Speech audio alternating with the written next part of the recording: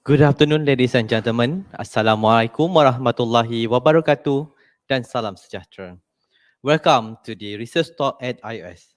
Our esteemed speaker, Datuk Professor Ulung Dr. Haris Ahmad, the Director of Institute of Science, Professor Technologies Dr. Muhammad Rusub bin Mahmud, Dr. Nur Hidayah Pungot, the researchers of Institute of Science, ladies and gentlemen.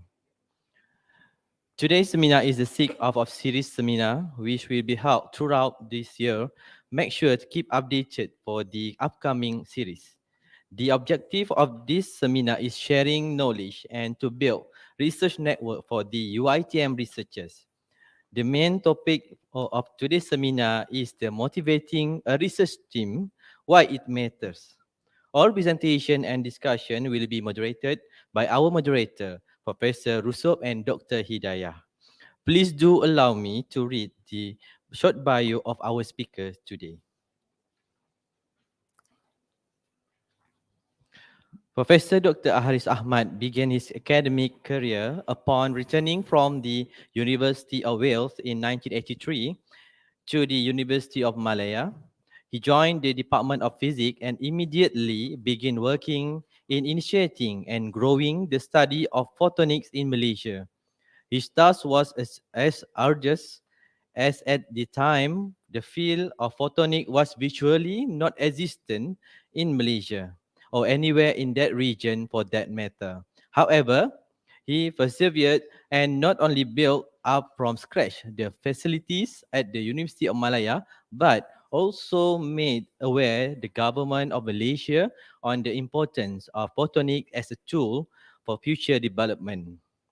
Through this determination and drive, he almost single-handedly built up the field of photonics in Malaysia and the region into a critical research topic, which, with many active researchers, scientists, and students throughout Malaysia, the Asian region, and Middle East.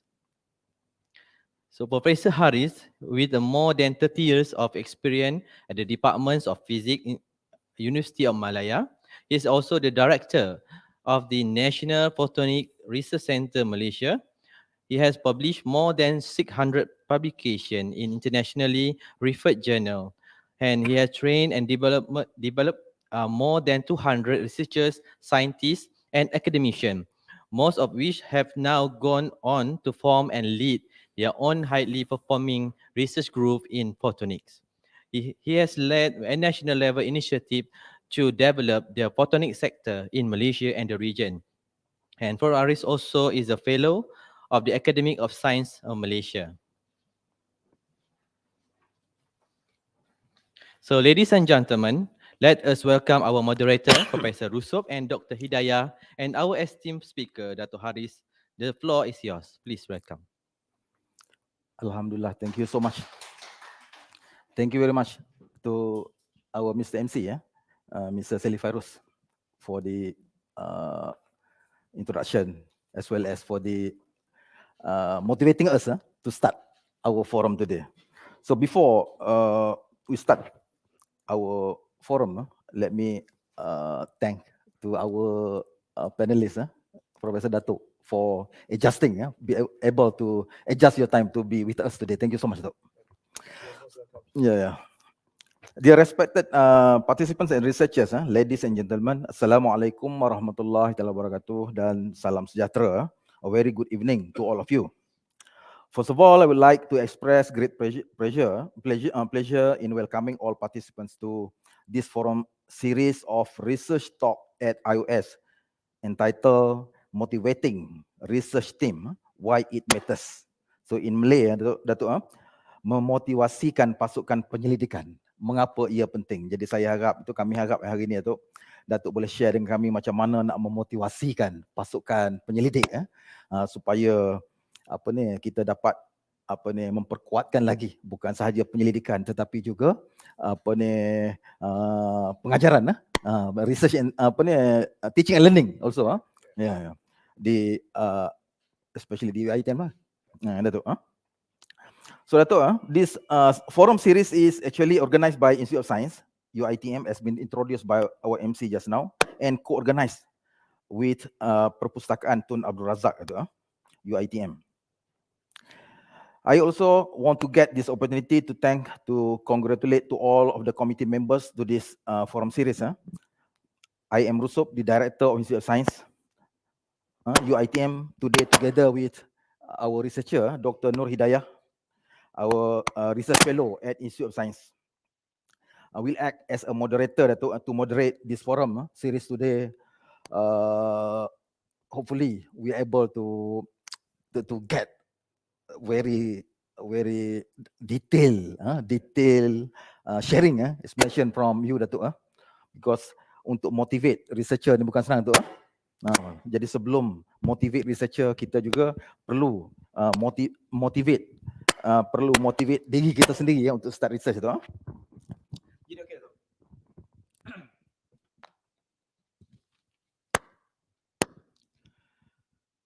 Ladies and gentlemen,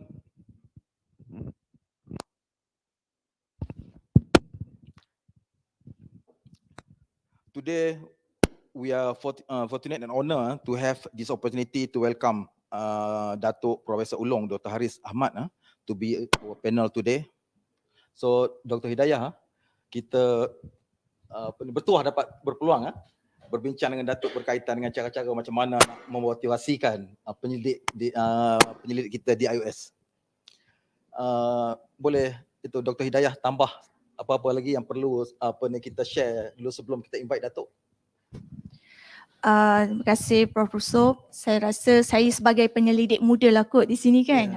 Memandangkan saya ada di samping dengan Datuk dan juga Prof. Rusup yang sangat berpengalaman dalam dunia penyelidikan ni. So orang muda seperti saya, penyelidik muda ni, saya sangat berbesar hati dan gembira dapat mendengar sekejap lagi daripada Datuk mengenai peranan ataupun bagaimana Datuk memotivasikan. Saya rasa experience daripada Datuk sendirilah. Sebab Datuk kategori Prof Ulong tak semua orang akan dapat title Prof Ulong tu. Saya rasa. So saya sangat berbanggalah walaupun duduk di sebelah Datuk saja. Saya rasa saya dapat aura tu daripada Datuk selepas ni. Okay. Ladies and gentlemen, the aim of this forum series is also to optimize the research performance, to elevate the research awareness, to cultivate the research engagement. So these three objectives, if we able to achieve, I think it will be complete. For sure, we can achieve the objective to be a lecturer and a researcher. So Datuk, today's forum, Datuk, I think we can divide into two parts. First part, something like introduction of your lab. Can you share your slide with us? And then after that, maybe we can go to get explanation from Datuk about the research experience that you have experienced at University Malaya, Datuk. So Datuk, before we proceed further, let we have a video. You have a slide presentation, Datuk? We have a slide. I have a slide. A slide. Could you put a slide on the screen, please? Yeah, okay. Okay, can I start now? Yeah, sir? please, Datuk. Thank you very much, Professor Yusof, a highly regarded person. Professor is very well known in nanotechnology. I think he has bring many research activity to UITM. UITM should be very grateful and also should also benefit from the presence of Professor Yusof. I know him for quite some time. I used to give a talk many years back, if not mistaken, one building somewhere in front of this library. I mean, on that site. I used to give a talk for one conference organized by Professor Yusof together with Nagoka. From Japan. Japan, yes. I think it's a long time. It's really long time. It's a very sweet experience. I have this slide. I just would like to get the permission from the moderator, Professor Yusof and Dr. Nohidaya. although it was being not suggested just now that I break my talk into two portions, I would like to use this slide first, and then I will have an impromptu discussion as what has been requested by Professor Yusof. I was given this topic when before I come here, how to motivate a research team. Now, I want to share with the young people, especially Dr. Nohidaya. I don't know how young you are. I'll make the assumption you are still young. So I was young before. I spent my early years in UITM actually. It was the wonderful time. My wonderful life was spent at UITM. It's the best part of my life. Uh, I was then about 17, 18, 19, kan, very young age. Uh, I studied here for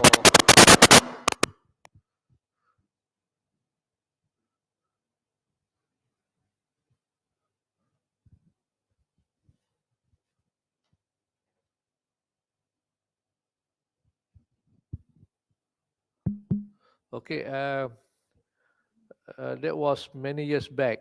Then I furthered my study at University of Malaya. Eventually, I did a master and PhD from University of Wales. Now it's called University of Swansea.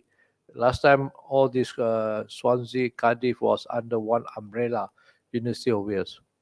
So, as I mentioned, my when you are young, you should always enjoy life. I was young. I do enjoy life when I was at UITM. Uh, then I get my life a bit more serious as I go to UM. And then I went for, I was supposed to do nuclear physics, but I find that too many people during that time was doing nuclear physics. I say, why not I do something different? Then during the early years, about 1980s, laser was new, although it was invented in 1960s, but the field picked up only about 1990, 70, 1980s, where people start to take seriously laser. I specialize in designing of laser system. So then I came back to University of Malaya. I want to share a bit of my life history as part of the title actually, where I'm going to go to the title. So when I was young, like I think I was younger a bit from Dr. Nohidaya, I started work about 20, at the age of 26, after my PhD about 26. But I started, let me tell you, in those days, we started our job at the university. We were only a lecturer, not a senior lecturer. Now the young people of today are very lucky. You go straight to senior lecturer 51. It's a very big jump. I think when I started was only a lecturer. We have to spend a number of years, 3 years to become senior lecturer, and then we got special grade called grade G. You may not have heard this grade G. In those days they called grade G, and then you spend 1 or 2 more years to apply associate the professor, then a couple of more years to become a professor. It's a long journey actually. It's a long journey. So I think in life, just to give an advice to Dr. Nohidaya, not so to Professor Rusov. He's a senior and a professor. My advice will be pointless. But for young people, research work, teaching is a long journey. Sometimes we should not feel that we are shortchanged. I think as you join in the academic world, the world is slightly different. All right. Academic world is a very lonely world. It's basically very lonely, and the hours can be very long. The hour can be very long depending on how you would want to take your career. Depend on how you want to take your career. If you take the academic as a lecturer as a bread and butter, just to own a house and a car and a family, then your career may not progress very well. All right, it will progress eventually, but not well. It will progress. So, as I want to share with Professor Yusuf, uh, some factual thing. All right. Even we have the same problem in University of Malaya, not only in UITM. I think most university we have similar problem. We used to employ a lot of slab slide, in I think about couple of years back, about 10 years, the government gave an oversurplus of slab slide, and it's up for grab. I think about 10,000 position up for grab. So I was in the committee at one time. I did advise the deputy vice chancellor that we should not fill up the post because we want to fill up the warrant. I mean the slot, because I told them if you get the wrong staff, you will be saddled with a lot of problem. So you should not rush to get staff. You have to be extremely selective, because academic staff lifestyle is a bit different. It's very, very different lifestyle. I think if you want to be a true academic, it's a bit lonely. It's a long journey. It's a bit, I wouldn't say boring, but it's very tiresome. These are the journey for academician. So when we do that, we take a large pool of staff in the last 10 years. Now we are saddled with problems and problems. To be honest with you, we have problems now. Because UM system is a bit different, just to share with Dr. Noidaya and also Professor Yusof. We take our staff on contract. Although we have warrant, the staff ditindik ke atas warrant but on contract 3 years. It's based on their performance. If they don't get certain number of publication, kita tidak tetapkan. They were asked to leave. So we put on contract. The only university that practice contract system for new intakes. All other university, they absorb as permanent staff. We don't do that. We make that change about 10 years back. We put contractual. So we take young staff like Dr. Nohidaya next to me, but we put them on contract, but warrant lah, atas warrant. Atas warrant, tapi kita tak tetapkan warrant tu. We use the money allocation to pay the salary actually. So then kita observe staff tu lah, kita bagilah dia KPI. 1 year you must have 2 or 3 papers. If you fall short, then it will have big impact. Bila come after 3 years, we will not renew your contract. When we don't renew means you are asked to leave, like simple thing as that. So bila kita buat macam tu, banyak staff yang tak ditetapkan. Ada setengah yang dapat ditetapkan, tapi ada staff yang kita ada masalah. I can share to you kat science faculty, every faculty in Universiti Malaya will have similar problem. They have similar problem.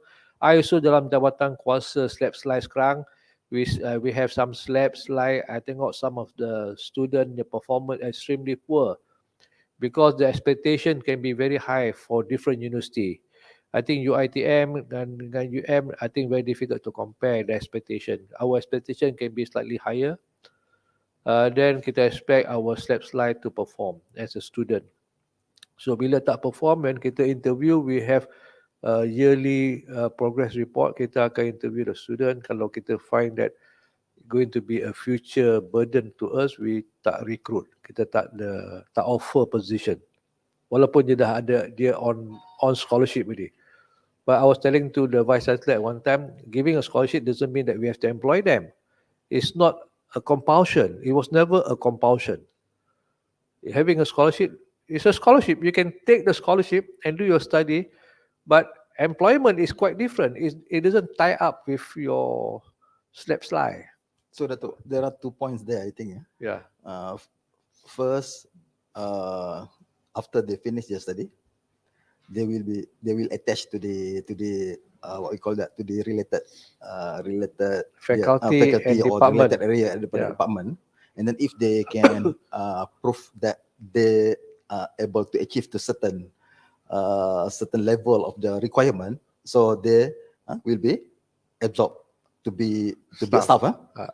And then after they become the staff, okay, and then not like before, nowadays the new lecturers directly can go to become the senior lecturer. No, they are take as senior lecturer. They are take as a directly. Because when previous time, during my time, I joined as a lecturer. They're different. I have my colleague, my staff, Dr. Faizal, he keep on asking me, macam mana kita bagi senior lecturer belum jadi lecturer lagi? So could you share on this point, Datuk? Bagus ke? Is it okay or No, not? okay, I will share because I'm going to go to the target of trying. I'm going to go exactly to the title of my topic, but I will walk through it. I will walk through it to make you understand. The main thing I want to share my experience and make you understand, and I will move very precisely to the title of the topic. All right. Now, it's a journey actually. I want to share with you the journey how to motivate a team actually. How to motivate a team. All right. So like Professor Russo say, now you are being given senior lecturer 51, 51. Gaji pun lumayan kan? Gaji je about, I think Faizal was telling me, Dr. Faizal, my research officer going for 54 soon. But dia punya gaji told me about 8,000. I don't keep track on the pay of senior lecturer. About 8,000. It's quite a good pay. Kalau you tengok, I have a collaboration dengan UniKL kan. They came to see me about 2 weeks back. UniKL, quite a large group. They want some help from us how to do research kan. So I asked them, UniKL marah kan, betul bayar gaji tinggi. Dia kata tak ada lah. Dia kata UniKL bayar gaji lebih rendah compared to the public university. So our 51 is paid very well. I want to share with the young people. Never think that you are underpaid. You have not compared with the private sector. They don't get well. They don't get good pay also. You must understand. We are being paid well. Macam kalau gaji Profesor Russo ni akan sampai ke 35,000 kot. Sebagai satu contoh lah, which is quite true.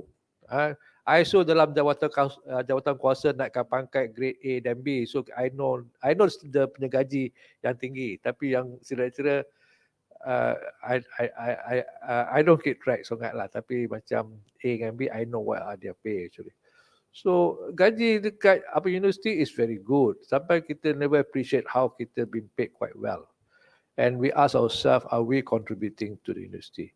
So come back to my talk just now. Come back to that question that you raised. So bila kita bagi slide tak mesti kita nak ambil.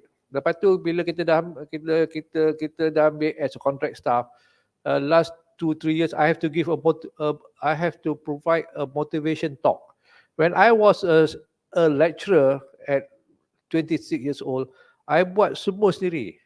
Nobody motivate me, nobody mentor me. There was no such thing as mentoring or motivation. You got a PhD, you should be able to fish already. Macam orang pandai tangkap ikan lah. You should be able to do your work without having to mentor, nak kena tunjuk ajar sampai bila nak kena tunjuk ajar kan. Dah tengah tu jadi bapa, ada anak semua. Takkan nak mentoring lagi kan. I pun pening kepala lah. Tapi I have to give a motivation talk by the previous VC, Dato' Rahim dulu, about for science. We do it in every faculty. Science ada yang ni pun motivation talk tu motivation talk kan. Jadi bila Datuk kata perlu ke tidak seolah-olah kan. Dia saya pun terfikir Datuk kenapa kan. Kenapa? Because PhD is already having a license to fish. License. You should be able to do research. If you cannot do it, something is not right. Your whole program of doing PhD, something's messed up actually. So I want to share with you, takkanlah umur dah kat 30 lebih nak bagi motivation talk to make you be a researcher. To yang 40 lebih pun ada tu? Ada juga. Ada yang kita ambil yang, I give you example, I was on the committee awal-awal dululah, tapi I bangkang. They are not happy lah, because kadang kita dapat slot kita nak pakai semua. I even tell them, you got slot, saya nak ambil, saya nak pakai semua lah, because you must get the right candidate lah. Don't have to rush to fill up the slot. Even now I was telling to the President, Vice Chancellor dan juga this BSN, kita ada post kosong kat 200-300 post as a lecturer kosong. Datuk, jadi mungkin kalau kita dapat the right candidate, the right person kan, untuk to be a lecturer tu mungkin motivation pun tak perlu kuat-kuat lagi. Tak perlu. And then kita tak perlu nak ada today punya session. Betul, saya setuju tu. Yeah. Maksudnya kena start daripada situ kan. Because to me, I strongly emphasize on right candidate. We have to rush, get the right candidate actually. So I told to Universitas kita sekarang sibuk nak feel takut hilang post, takut hilang post, takut hilang JPA ambil balik. I said tak apalah, JPA ambil lah. Dan kita minta balik next time. Bukan the end of the world. The world does not stop actually. The world does not stop. It just changes with time. So we just request again when the time arrives, when we have the right candidate, we request. I'm very sure if you put your justification very strong, JPA will give you. There is no problem actually. So kalau kita fill up, dia nak isikan tempat, then you macam kita buat the motivation kat 67 tak dapat ditetapkan. Kita don't know what to do now. We don't know what to do with 67 tu kat science faculty. Kita tak ambil kira lain-lain faculty. And this is a big problem dekat our own university, a big problem. We find that about 80% of the academic staff does not publish. To tell you the truth, does not publish. So this problem is not only dekat UITM pun sama, dekat all the public university have similar problem. So sebagai satu negara, we do not progress. We do not increase our knowledge. We do not improve our ability. How do we going to teach our students to be the best graduate when we ourselves are not the best? How are we going to train our graduates, our future students to be the best graduate? So we have to be the best. We have to improve ourselves to put our house in the right order. So bila kita sadar with this thing, so most Universiti Melayu yang publication come from 20% of the academic staff. It come from a small number actually. So it doesn't come from the rest. So now kita punya problem sampai sekarang pun kita masih nak cari jalan lagi how to solve to make the 80% to publish. Because tidak, kita nak bayar gaji kan? Nak bayar gaji. Setengah tu dah AP tapi tak buat apa kan? Pergi datang minum teh, pergi ambil anak. Tapi kita macam bila I tanya gaji kita ni halal ke haram? When you don't put your 8 hours per day in your work, I think something is not right. At least you have to put 8 hours a day. We are not asking more than 8 hours. We are asking the minimum 8 hours a day. That's it. You have to put your 8 hours full time into your work. Then you find if you can do that by putting your domestic punya issue tu ke belakang sikit. Semua orang ada anak kan? Tapi janganlah kita ambil peluang becoming academic staff ni kita macam kerja part time. Kan academic staff macam kerja part time, kita nak ambil anak pergi ambil anak, nak pergi basuh baju. Macam tak apa ni kena lah. Pada pandangan saya, mungkin saya cakap ni kalau silap minta maaf lah. So to me, you are being paid, you are expected to do some proper work lah for 8 hours ke. So I know UITM is a bit different. I cannot compare dengan UITM because I know UITM ni teaching hours is a lot. I do understand. Our teaching hours kat Universiti Melayu only satu course, about 1 or 2 course per semester. It comes about 6 hours in a week only. Sometimes it's about 3 hours a week. So I cannot make that comparison. UITM ni sampai bercecak kat 15 jam, 16 jam seminggu kan. So I have raised this issue many times when I give a talk on UITM.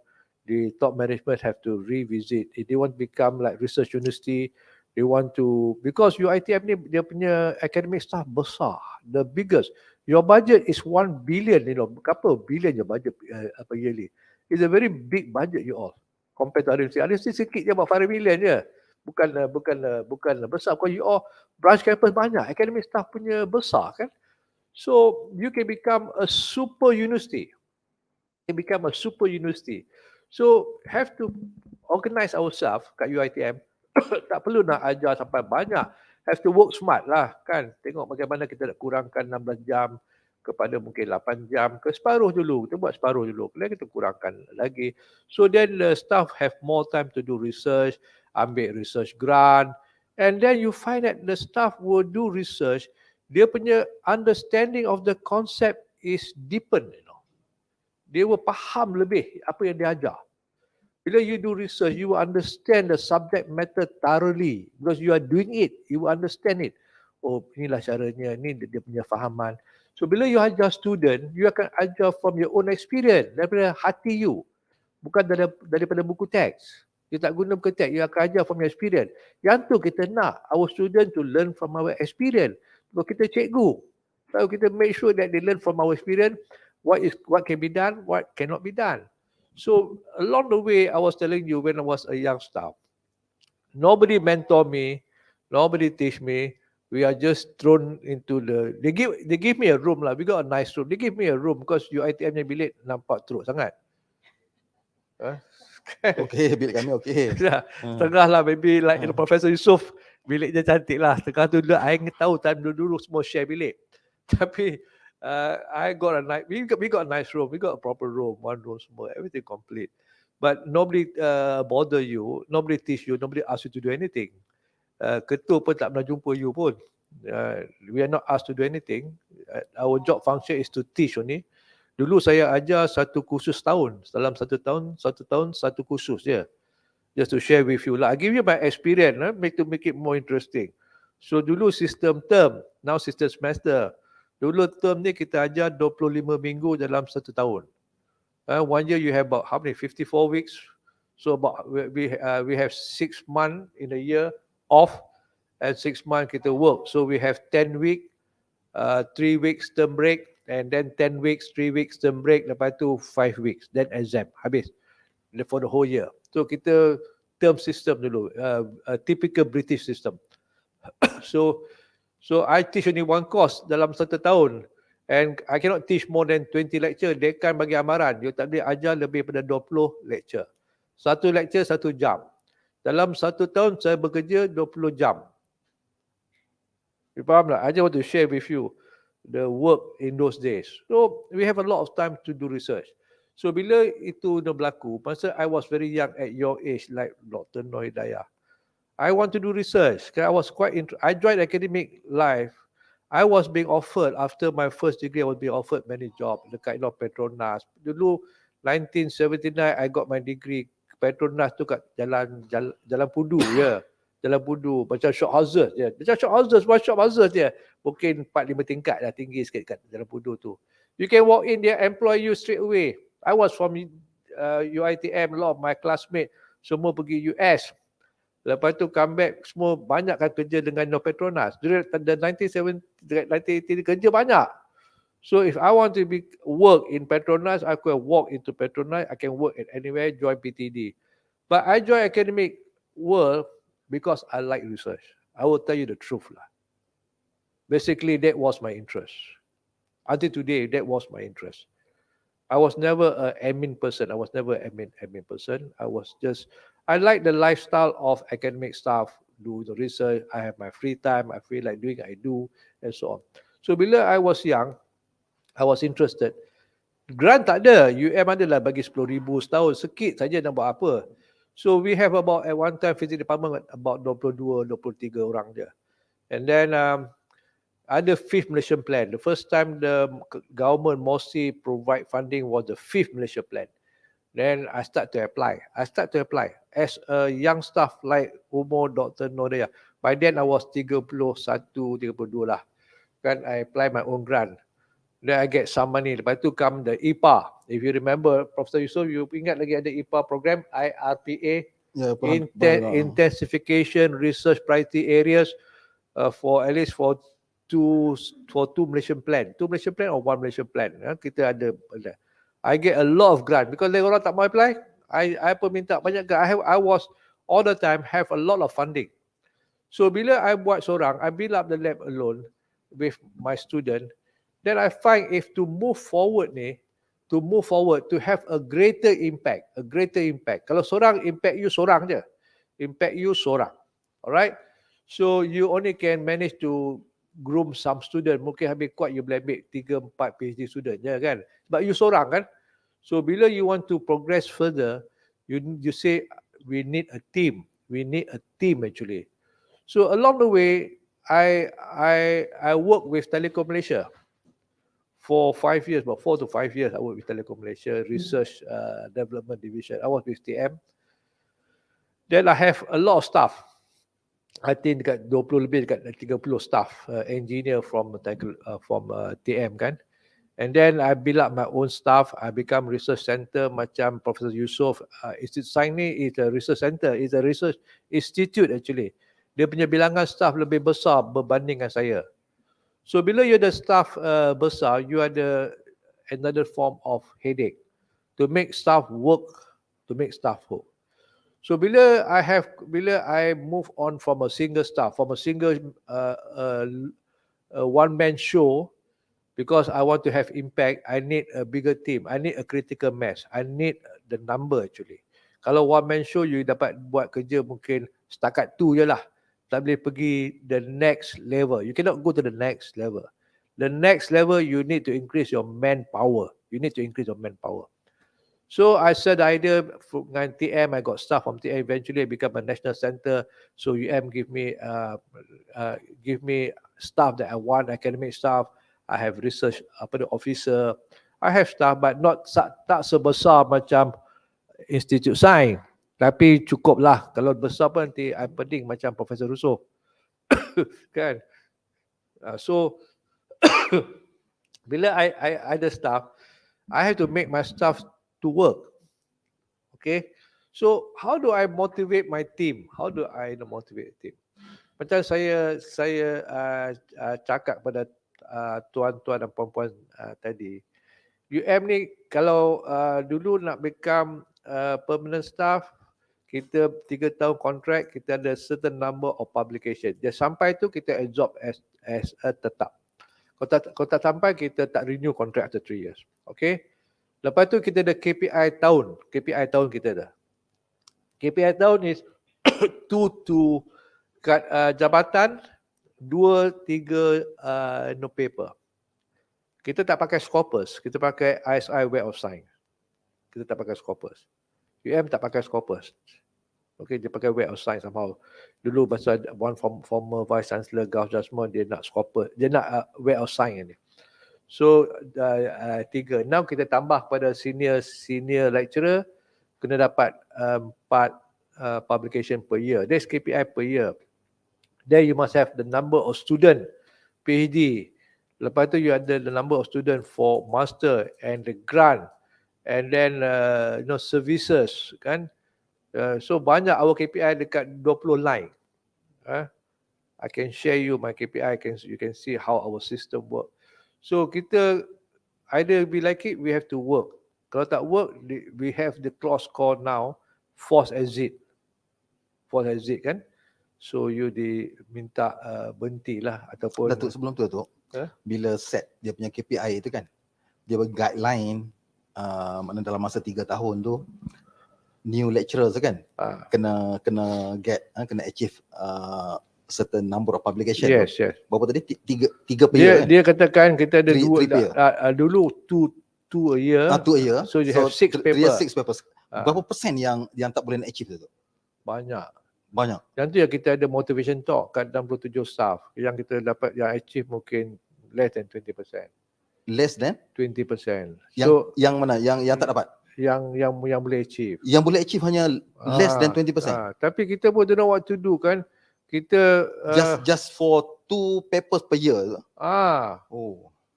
Dia a serious problem, bukan Universiti Malaya, national problem. It's a national issue. Kan, tapi kita tak boleh bandingkan jangan bandingkan dengan UiTM You sila ambil perhatian lah sebab your workload tinggi.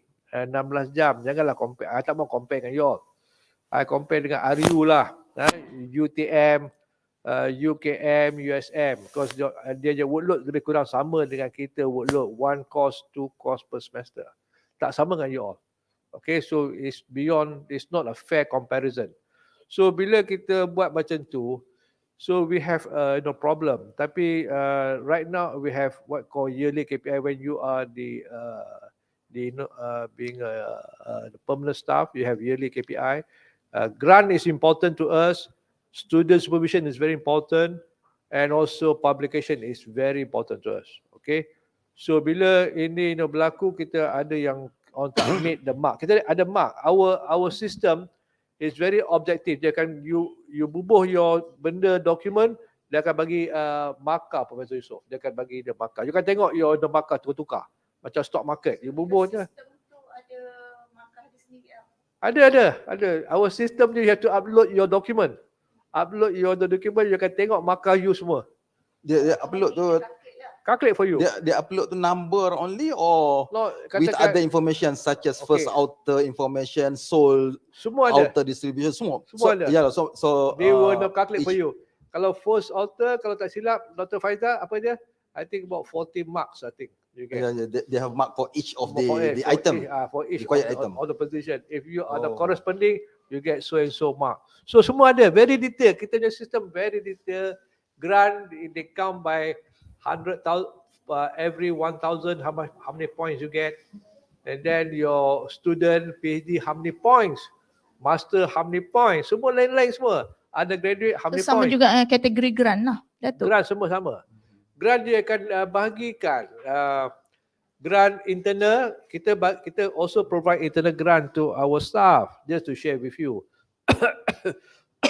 Kita dapat duit daripada RU kan, so kita bagi internal grant. Kita constantly nak motivate young staff, tapi duk bagi duit dah kat 10 tahun, tak ada apa nampak buah pun, Profesor Yusof. Tapi kalau bunga banyak okey kot. One day dia akan berbuah. One day akan buah lah. Harapkan macam buah durian lah. Dia akan buah sedap. Tapi kadang dia duduk bunga je. Itu yang kita pening. So our system has been putting effort after effort to motivate young staff. Program kita banyak for young staff. Bagi grant, internal grant, bukan sikit. 200,000, 150,000, bukan besar-besar kita bagi. Bagi post, sometimes dapat postdoc semua, tapi tak ada buah pun. Dah 10 tahun. So I pun complain lah kepada management. Kenapalah you buang duit dalam longkang. Bagi kat senior staff pun lagi better, like Profesor Yusof ke. We take the money, we have output. Nampak tak? We take the money, we know how to use the money, how to produce output, because we are more serious kan. So bila bagi young staff, dia ambil duit tapi dia not very serious.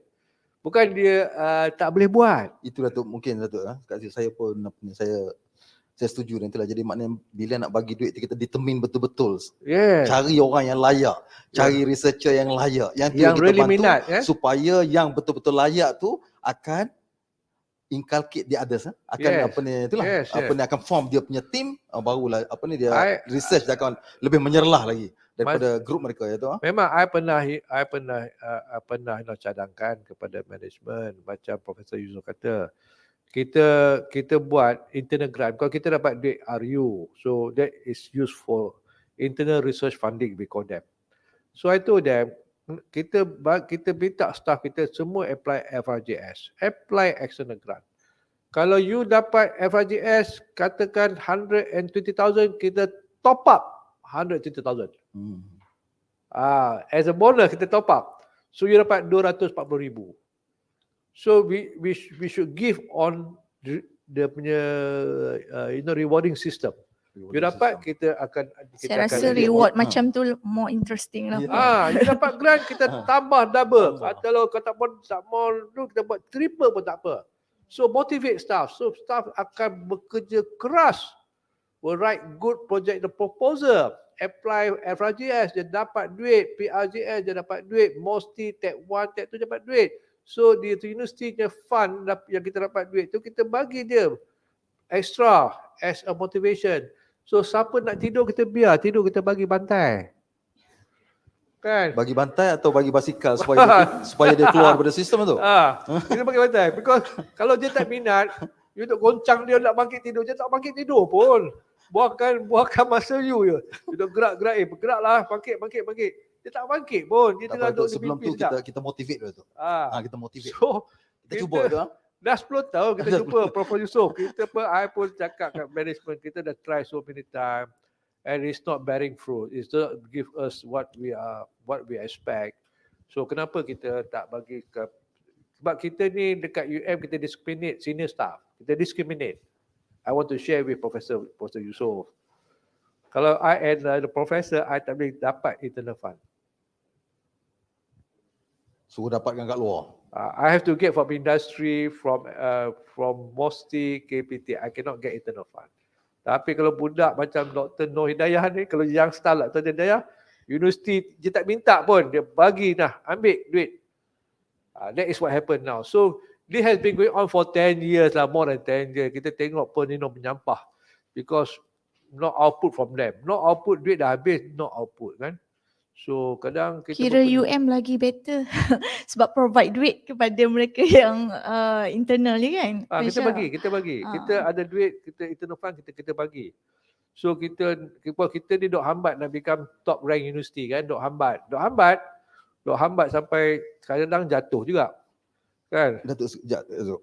Jadi bila dah apa ni, mungkin for the motivation purpose lah kan, bagi dekat yang lecturer, yang researcher untuk start dia punya research. Habis tu kalau dia tak achieve macam mana tu?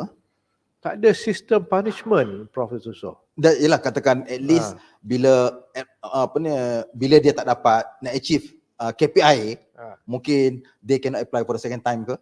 Mungkin kita buat macam tu lah. Kita kena apply the second round of funding. Tapi kadang kita ni very forgiving, kita Malaysian ni very forgiving kan. Kita kata mungkin kita buat macam tu. Lepas tu one year kita kesian lah dia, bagilah dia. Bagi lagi. Kan, macam 2 kali. Kesian lagi, 3 kali Kesian bagi. Tapi kan Datuk kan, berkenaan dengan Datuk cakap tadi, kalau saya dengar, saya sebagai orang muda yang mendengar, saya risau juga sebab bila kita provide tapi dia tak begitu bersungguh untuk completekan task tu.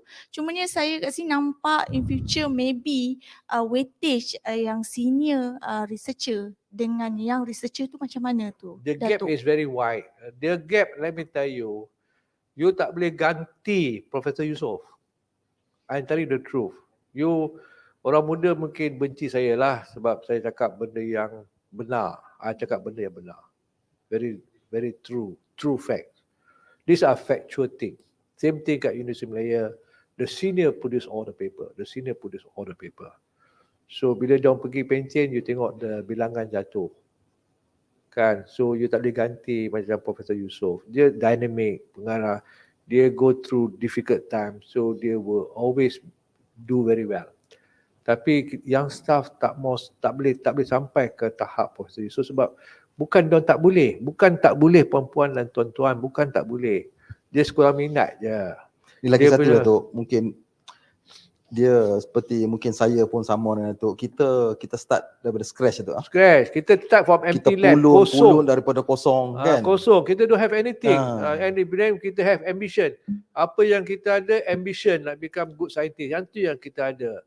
So kita pergi macam Profesor pergi kat Jepun belajar bertahun-tahun je. Tengok orang Jepun kerja kuat. Dia pun kata aku nak jadi macam dia. Saya balik saya nak jadi macam dia. I want to work hard. So ada ambition. So bila kita orang muda tengok semua ada, dia orang pun kata okey lah. Aku buat setakat mana yang boleh buat kan. Tapi kita pun tak tahulah, kita young people yang mentality ni, Y-Gen ni, I find difficult to understand. I myself find difficult to understand juga. So yang I want to share with you macam tadi tu, the tua-tua ni yang buat. Now kita have a problem bila dah ada pencen, kita ada drop in number. So kita ada big issue. This issue will be similar kat UiTM kan. You Profesor Yusof dah pencen ke, you akan tidak ada orang macam Profesor Yusof. Tak ganti tempat dia, mungkin ambil masa 10 tahun, 15 tahun tu pun kalau you bernasib baik. So bila kita orang muda macam Dr. Noh Hidayah yang depan-depan ni, we should change our attitude lah. Yang macam tadi yang berlaku ni, yang ni berlaku can be avoided, boleh di-avoid. Tapi kita dah ambil kan, nak ambil semua orang. Kalau warna kosong isi, ambil je kan. Tapi kita kena pilih lah. Bukan saya kata kita nak deprive people for job opportunity. Kalau tak ada kerja dekat UiTM, ada tempat lain. Bukan you tak dapat kerja. Ada kerja dekat lain-lain. Mungkin you tak sesuai sebagai akademik. Kadang kita fikir kita salah anggap akademik we feel that we have a lot of free time. Because UiTM kena clock in, clock out. Kat UM tak perlu. Kita tak perlu. You know, you all kena clock in, clock out kan. So you find that you have free time and so on. So you say it's a good job.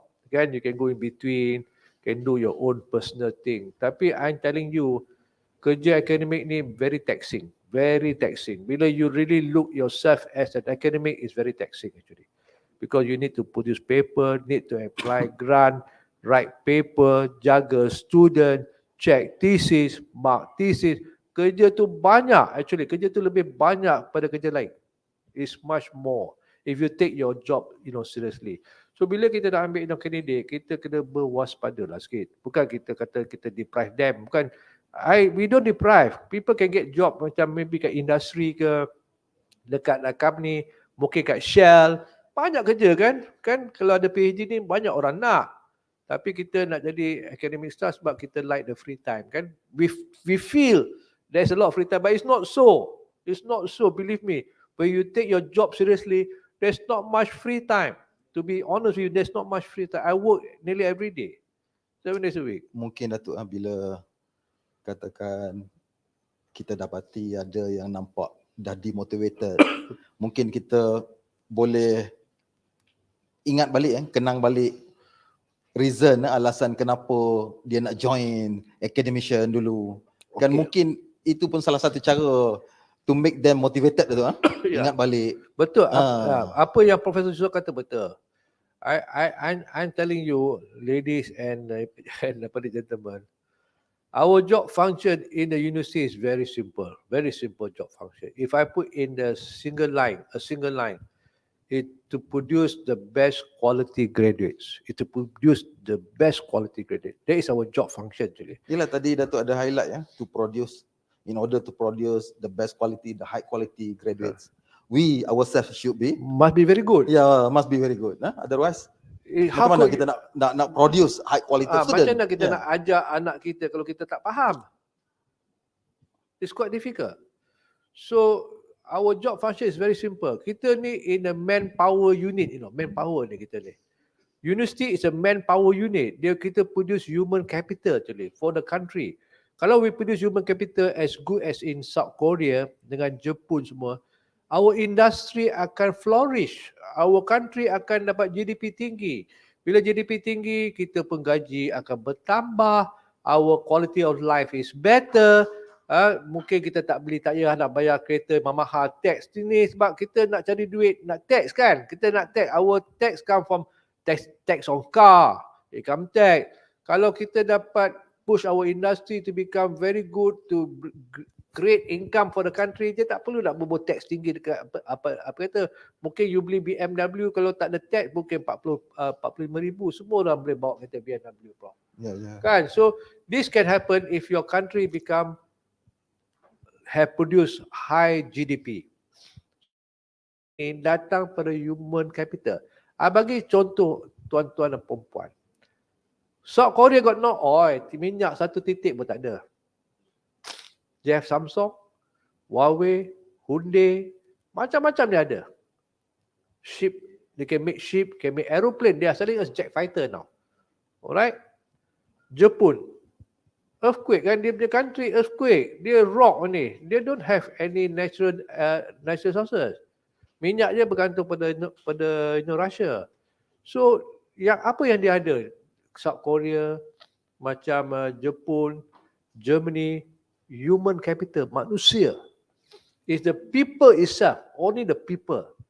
Kalau kita ada natural resources ni become negative to us actually. Kita dah enjoy minyak kan, dapat duit minyak kan. So kita take our life easy and we become complacent. Alright, so it's very important for us now to wake up. Kita semua ada anak, tuan-tuan, perempuan semua ada anak. Kita nak anak kita lebih pandai daripada kita. Kalau boleh kita nak anak kita lebih pandai. Pandai tu mungkin 2 kali ke 3 kali pandai kan, kita nak anak kita pandai. Bila kita ada anak kita pandai, dia akan contribute to nation building. Our final objective in the university is to produce human capital that contribute in nation building actually. Ultimate aim is to create income to the country so that we can get everybody to become rich. Tak adalah kita ada orang miskin semua. So kalau kita build up good quality graduate, we can overcome this problem of being poor. So to produce good quality graduate, beban dia sangat tinggi kepada kita. We have to be good academic also. Supaya kita ajar budak pun jadi pandai macam kita. Kan kalau kita pun kurang cekap, anak murid kita lagi kurang bercakap. So apa yang negara akan apa dia dapat? So kita akan lemah. Kalau you tengok kat Vietnam ni baru bangun daripada World War kan, Vietnam War kan.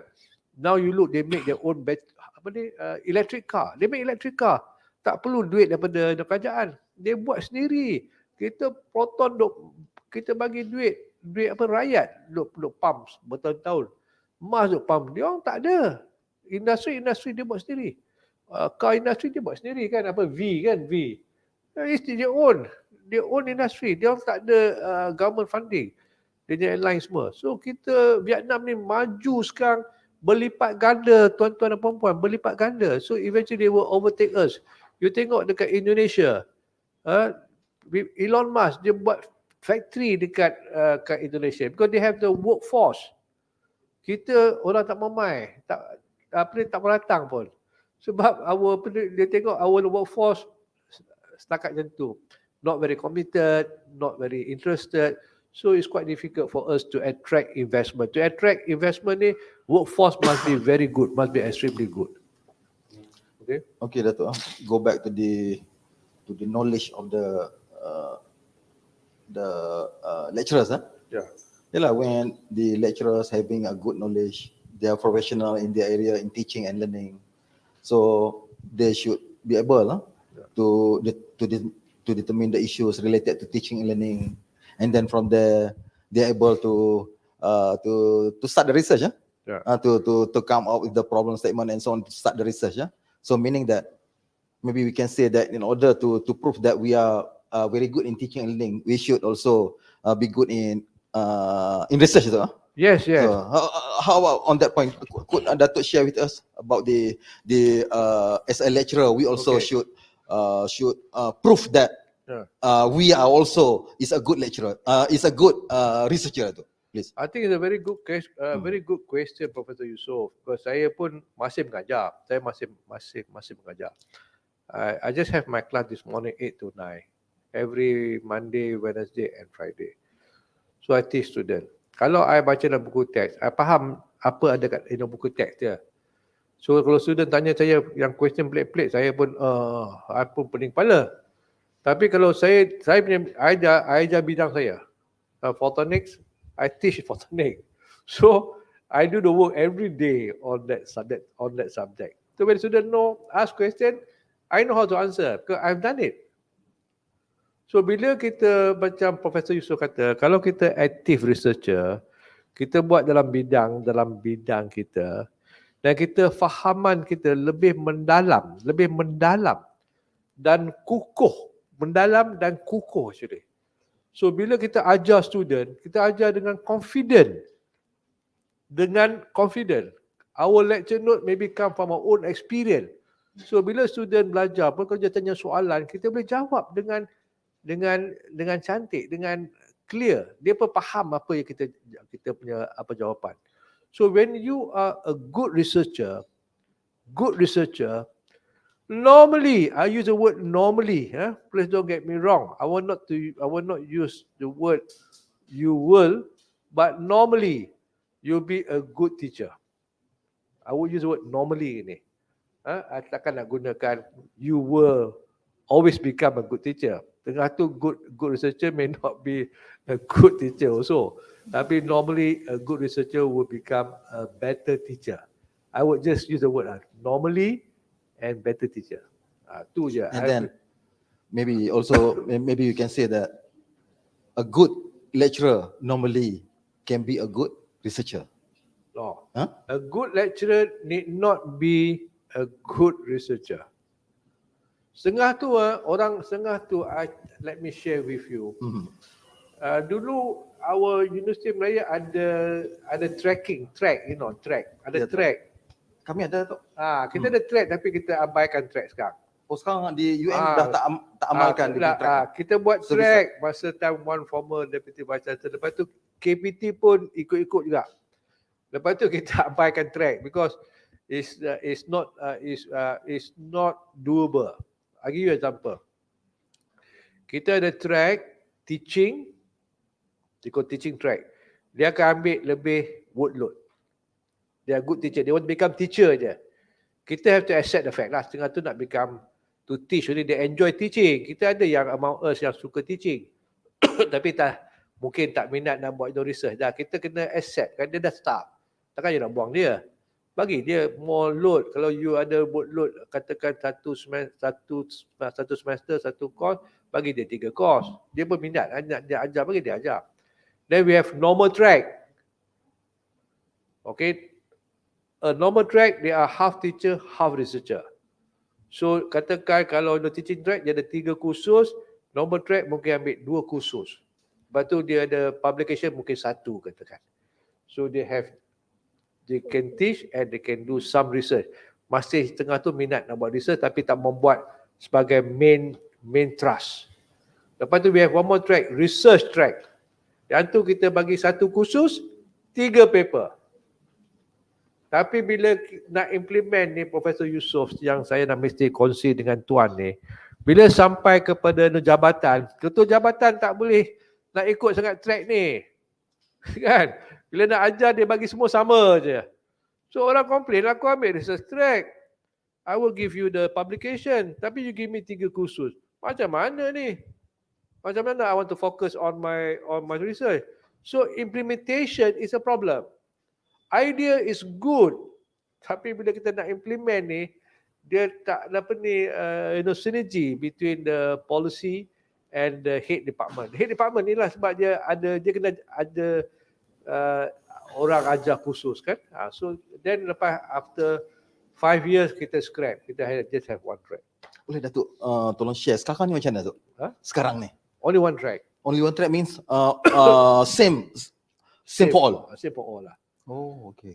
Kita dah because So, dari segi KPI macam mana tu, Datuk? dah KPI kita buat semua sama lah. Katakan kalau dia ada kita contoh 2 kursus per semester, semua sama 2 kursus per semester. Katakan dia ajar 1 kursus di semester, next semester dia akan ajar 3 kursus. So per year they will have about 4 courses. And then the publication 3. Jadi Datuk, maksudnya bila mereka nak go for the kita panggil apa, career development untuk apply. Nak pangkat lain pula. Kita dia lain. Lain. Walaupun track sama. Dia track dia sama dan dia track sama. Dulu kita ada this track, so dia nak pangkat dia lain track. Depend on the track lah. Depend on the track. Tapi sekarang I think along the way dia nak implement ni is quite I think the head department nak implement, dia nak mungkin kursus banyak, not enough staff. Dia bagi semua sama kan. So orang yang ambil research track marah lah. Bukan dia marah, kata saya pilih research track, saya nak buat research. Tapi my research track require me to teach 1 course, tapi you give me 2 course, macam mana? So banyak this type of argument. Eventually kita scrap the whole idea. So now kita buat semua sama. Naikkan pangkat lain. Kita ada naikkan pangkat criteria. Okay, we have yearly KPI. You kena faham yearly KPI kita ada. Lepas tu naikkan pangkat kita pakai SAPT, Standard Assessment something lah untuk naikkan pangkat. Kalau you are senior lecturer, you have your yearly KPI. Untuk naikkan pangkat AP, you kena ada 3 completed PhD. Jumlah grant you kena ada setengah juta yang ada dah. Lepas tu publication mungkin for AP about 6 to 7 paper web of science. Lepas tu mungkin 2 Q1, Q2. Tak, maksud saya tu, jadi bila kita nak go for AP, Associate Professor, maksudnya semua lecturer need to fulfill the same requirement. Because kita dah scrap masa dulu ada 3 track, we ada 4 track je, 1 untuk doktor. Doktor dia ada 1 track, medical people. And then di medical people ada 2, dia pecah 2 pula. You know kan, medical faculty ada 2 group of academic staff. Satu are medical doctor, they go to see hospital, they are clinician. Satu macam microbiologist kan, dia bukan medical doctor tapi work in the medical faculty. So dia akan pecah pada dua track itu. So dulu ada 4 lah tentu, tapi sekarang kita ada one track. Tapi dulu masa macam just to jawab soalan Profesor Yusof, masa dulu bila kita ada track tu kita ada naikkan pangkat different lah. Ya, ya betul. Depend on the track. Dia punya track naikkan pangkat for the teaching, these are the requirement. Untuk normal track, we call it normal track, these are the requirement. For the research track, these are the requirement. So normally in the research track, the publication tinggi. Mungkin kalau normal track about 6, research track mungkin 12, double. So we have that. So kita punya, tapi now I think they have dah lebih kurang. Yalah, maksudnya bila tak ada track, bila semua sama, dia punya teaching load pun sama untuk semua lecturer? Sama lah sekarang. Oh, okay. Tapi di UM memang teaching load dia sikit kan, Datuk kan? Memang kita bukan, kita tak boleh compare dengan UiTM. You all ni teruk sikit. Ya. Nah, kita kena be very factual lah. Must be very very factual kan. Kalau kita nak implement idea ni, macam Profesor Yusof is the pengarah Institute Science kan. Bila you nak implement a program or a policy, kalau your academic staff ajar 60 jam, penat Profesor Yusof. I ajar pun 1 jam per day, 3 jam pun I akan rasa penat. Nak kena prepare kan. So 16 jam ni banyak kan. So betul Datuk, lagi sekarang ni banyak platform yang kita kena belajar, bukan setakat teaching learning yang macam zaman dulu kan, Datuk kan. So sekarang dah I faham. implement dengan macam-macam platform. Macam UiTM ni is a bit unfair lah. Minta maaf Profesor Yusof, you pengarah, because the workload is too high. You are trying to realize the impossible. Kan, we have to be real in this lah kan. Kalau you ada academic staff, you buat 16 jam, dia penat, dia tak boleh fikir dah. 16 jam dia nak fikir, nak buat research problem pun dia dah malas lah. Nak kena prepare for the next lecture mungkin pukul 4 pula kan. Dia ada masa macam mana. Lepas tu after pukul 4 dia dah penat balik kan. Lepas tu tomorrow ada kelas lagi. So it's just not feasible lah. And then tak ada ruang untuk buat research lah. Tak ada ruang. Tapi yang kata 16 jam tu, itu adalah untuk for those who are taking teaching and learning track. Okay. Untuk track research lebih kurang 12 jam. Kan? ATS 12 jam. 12 jam. Still tinggi jugalah. Kalau 12 jam ni kalau kita buat satu purata, kita akan lihat lebih kurang 3 jam lah, 3 jam satu hari kan. Ya tu untuk research track at the Center of Excellence. Center of Excellence 4+2. 2 is for preparation. 4 is kita panggil apa? The contact sarahan. So I think kalau kita kena improve lah, for UiTM kena improve sikit the workload. Kalau kita nak buat, kalau kita UiTM ni is a very good university. I always feel very close to UiTM because it's a good university kan. I think when you besar, you can become super university. It's just how to put the act together. I think kalau you nak achieve ni Profesor Yusof, so the only way to go through it, you kena make sure that the time for teaching 20%, time for research 80%. Then you can achieve. Kalau you bubuh katakan 50-50, boleh achieve tapi not as much lah. Okay Datuk. Go back to dia punya motivation, research motivation katakan. Jadi Datuk di at your research center tu, sometimes for example when you when your staff, your researcher does not achieve the KPI Datuk. Jadi what is the motivation you apa yang Datuk implement for those researchers. Your researchers are being motivated and then wants to focus their research again. Okay. I want to answer that question in this way, Professor Yusof. I think institusi sains ni besar kan. Berapa staff you ada? Kita ada including associate fellow, kita ada 34 PhD holders. 34 PhD holders. Yeah. I will have roughly about 12. But for the fellow, we have 14. No, kita full-time staff, full-time. We don't have associate. Oh, only fellow, full-time Bukan. researcher. Kita ada academic staff, research officer, dia full time. Dia all with a PhD. So about 12 of them. About 12. Yalah, kami pun apa ni, administration staff kami ada 5, Kita tak technical staff 15. kita ada 12, lepas tu ada admin, tapi yang PhD about 12 people kan. So kita ada 2 group of people in our centers, academic staff dengan research officer. KPI lebih kurang sama. Kita both 6 paper per year. And they have to achieve lah. You have, like in my case, Professor Yusof, yang you staff besar, you nak jumpa orang everyday pun difficult. Macam saya staff kurang 12 yang PhD, I see them nearly every day. So every day I motivate them. I always see them. Because I wrote most of the paper. I buat all the paper. So I sit down with them. So always in contact with them all the time. So I don't let them loose. They're always with me. So every day I see them actually. Because staff kecil.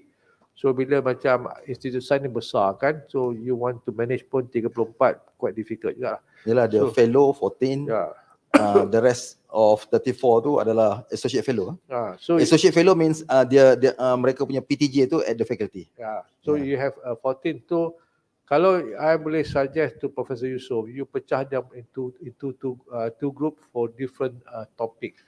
Then then you know monitor 2 group ni. Bagi that group will have dia punya leader and leader, you know monitor. Ya, memang kami di Institut Sains ni kami memang kami ada 3 groups. Satu group tu kita panggil one of the group is called as the Center for Chemical Synthesis and Polymer Technology.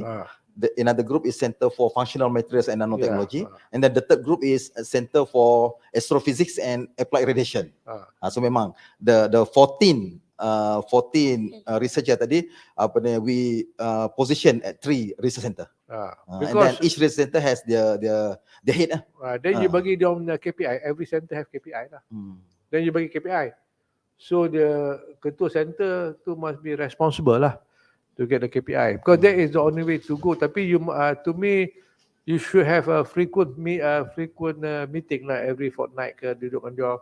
So bila you ada meeting quite constantly with them, then they know they are being observed, then they are being monitored. They will be more serious lah. Ya, betul Datuk. Bila Datuk highlight on we should have a frequent meeting tu, saya teringat I remember the Japanese education system or research system, how they implement the weekly discussion. Yeah. So every group has to have a weekly discussion. And then all of them should attend. Yeah. And then even, in fact, in Japan, in order to make sure that you are in the group and you write paper together, you should attend the weekly discussion. Yes. Yeah. We do that in our center. We write the paper together, and then we get our student to do presentation every week. Every week ada one student akan present. Then kita sit down together. Bukan makan masa lama, mungkin sejam setengah kan. Then bagi opinion. So kita track by that. So from there we know that the student do this work. Lepas tu after 5 to 6 weeks, the same student kita akan tengok dia buat apa dia progress. So kita can monitor that lah. So I think one thing Professor Yusof, you can put a target. Bila kita ada target, kita research center ada target set by the University of Malaya. So I have to meet the target if I want to work at University of Malaya. So kita ada target. So I have to make my staff to work. Tapi you must understand juga Professor Yusof, macam kita ada 10 anak kan. Tak tahulah you anak berapa? Nak kena bilang dulu tu.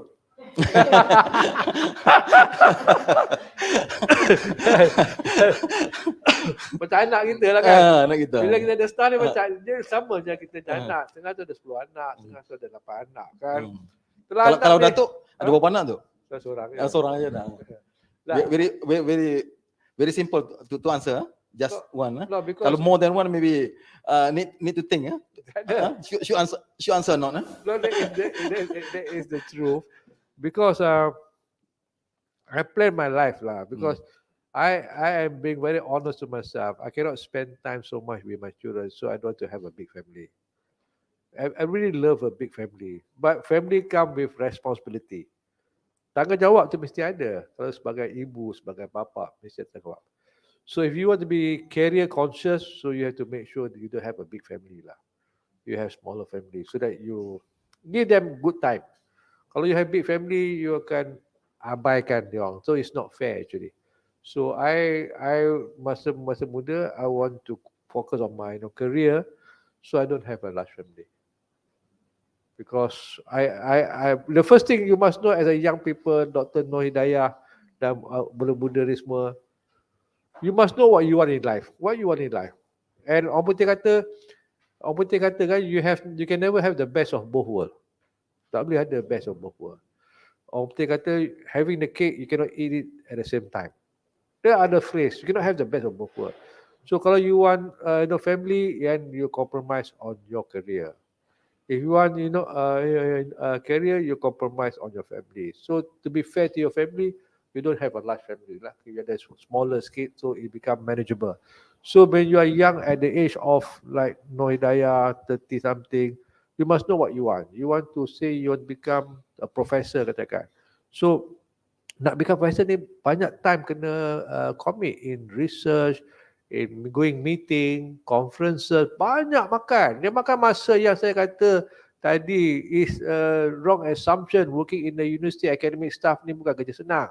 Kalau you take it as a proper job, it's very taxing compared to other job actually. To be honest with you, it's very taxing. It consumes a lot of time. So, Datuk, when you give the analogy such as when we have a big family, so how to deal with that? Okay. I'm thinking about we need to have the optimum Number. of supervision. Yes. And then when we have a student, we have to focus and to make sure that we are we really supervise our student. Yes, such as I to have think, the weekly discussion and so on. I want to go to that point, okay? Macam kita tengoklah tapi kita ni cannot be living in a dream world. The world is real. Kalau kita ada anak 10 katakan, ataupun 6, 8 kan, kita tengoklah nombor katakan 8 kan. Bukan semua anak sama nak perangai. Setengah tu suka main game kan. Seorang sakit kaki, seorang sakit tangan itu. Semua lain, perangai. Yeah. So it's how you nurture them. Okay, you want them all to become katakan setengah nak jadikan doktor, setengah nak jadikan engineer. So all have different type of aim, Macam you have your staff, katakan 10 staff, semua different perangai kan. So my policy, Professor Yusof, I don't work on people weakness. I work on people's strength. I work on people's strength actually. I don't work So on is it means different people you deal with different way? I will give them different job function. If we will give different job function. Kalau some staff tu suka buat paper, I will focus on that person publication, buat more publication. So some people mungkin kita dah unfortunate kan. Some might not like to do publication. Dia suka buat admin sikit, kita bagi dia buat admin job. Because everybody has a role. Macam Institute of Science ni, to build up Institute of Science, semua ada role. Supaya kita main kita punya role very well, Institute of Science become very strong.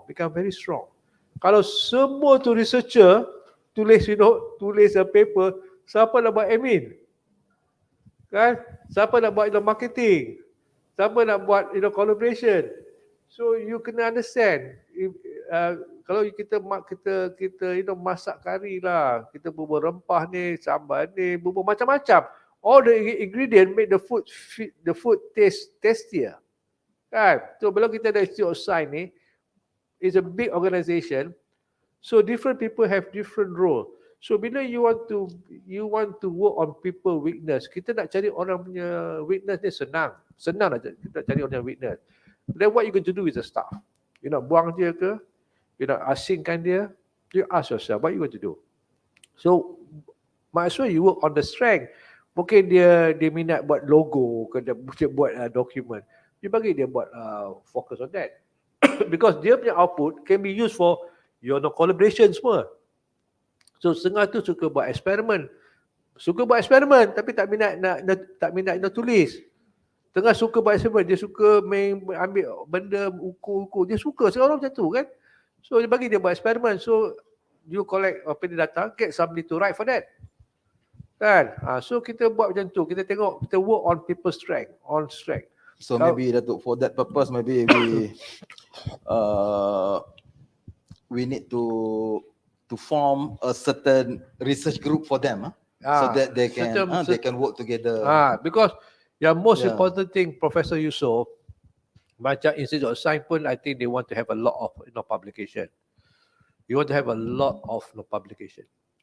How do I get a lot of publication? You boleh paksa ambil your 12 staff tu, berapa? 14 lah.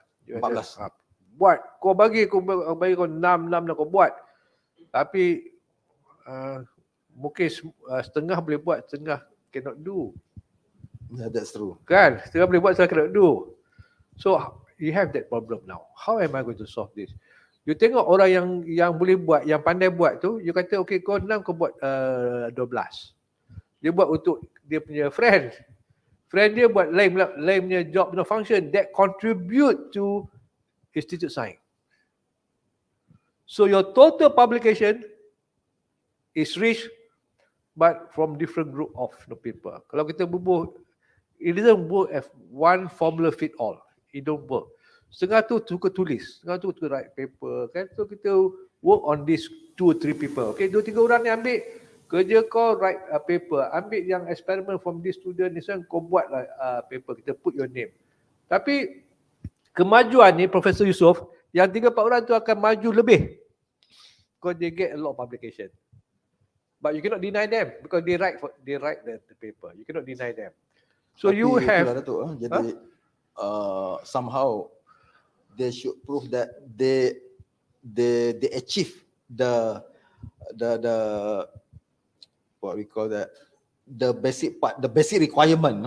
They should achieve, otherwise dia akan ketinggalan dan not eligible to be as a researcher at that position of researcher, for example. Betul. Because you must understand, macam you dah 14, I think not all will like to write. Katakan 4-5 orang suka write. So you focus 4-5 orang ni. So you bagi dia buat lebih sikit on the publication.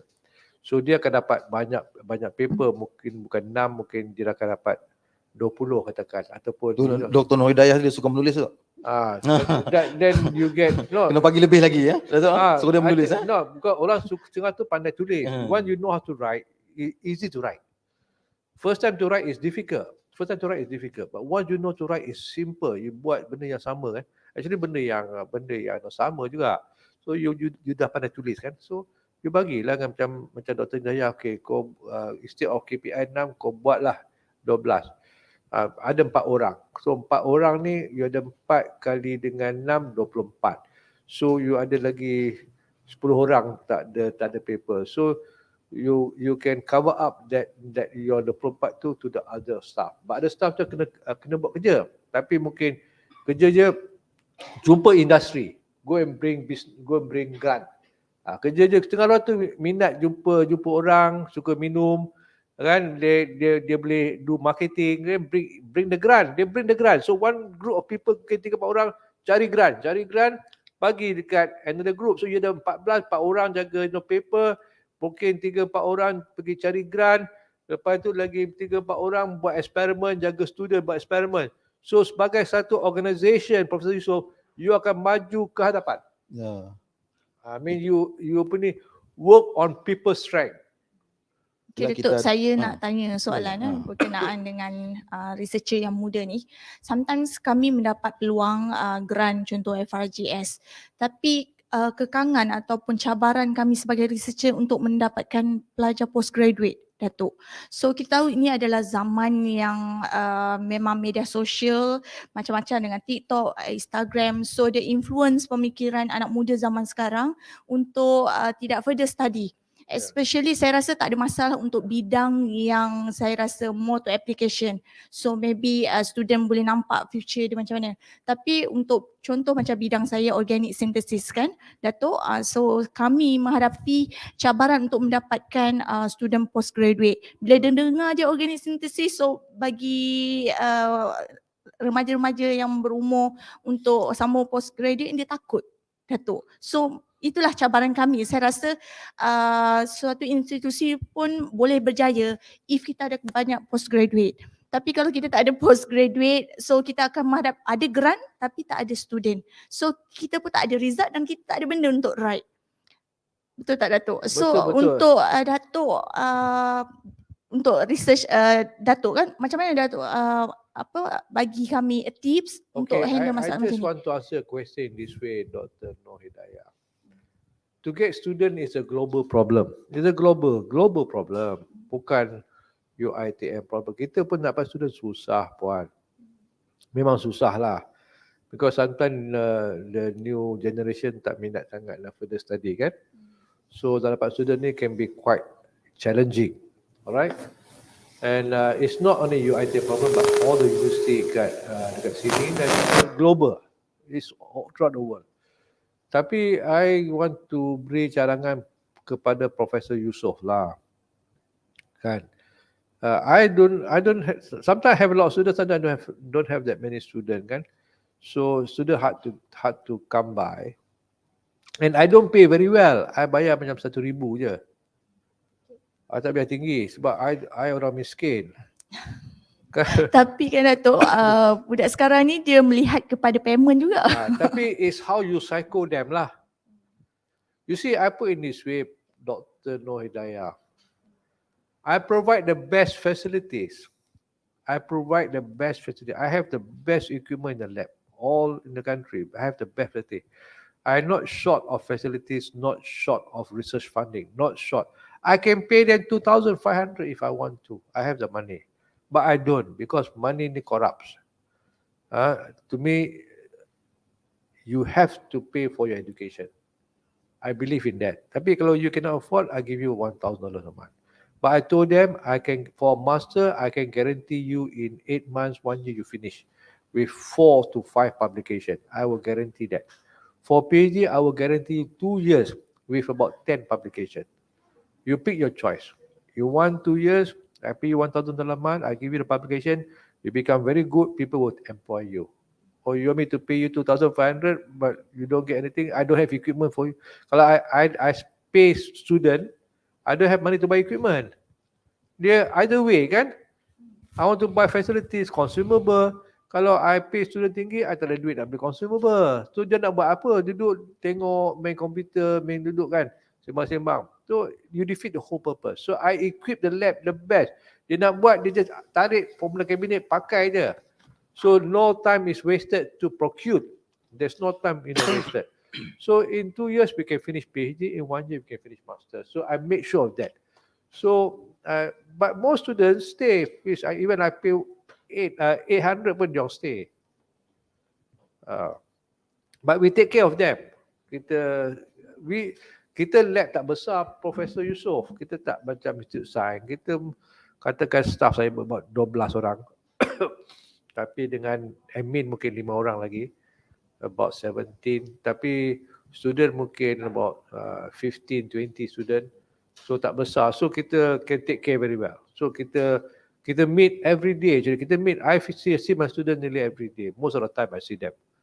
To be honest with you. Yeah, very interesting tadi.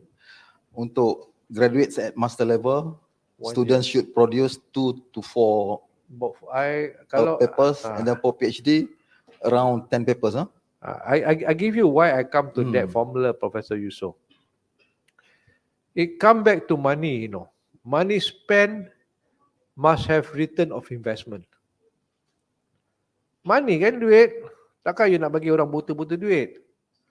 Kan macam you tak pandai jaga duit kan? Kan? You must be very good with money lah. Kalau bayar 1,000 untuk student 1 year master, 12 bulan 12,000. 12,000 So kalau aku dapat satu paper, that paper cost me about $12,000. That tak include my consumable. Mungkin lagi 8,000. The cost become 20,000. Then I have my time. Some other stuff in the time factor in. The cost of producing that that one paper will come out 25 to 30,000. You must look at the cost per paper actually. The cost per paper is very important. Don't deceive yourself lah. Because everything comes back to money. Everything comes back to money. Money makes the world work actually. Alright? So the cost for paper about $25,000. Kalau you pay charges lagi 10,000, become 35,000. It's not cheap to produce a paper, you know. Mungkin Datuk maknanya bila kita nak bayar pelajar tu setiap bulan tu, maknanya kita kena fikir yang we pay the money and we should get Yes. the output from there, from that money, Datuk. Datuk, another thing Datuk, related to what Dr. Nudaya asked just now Datuk.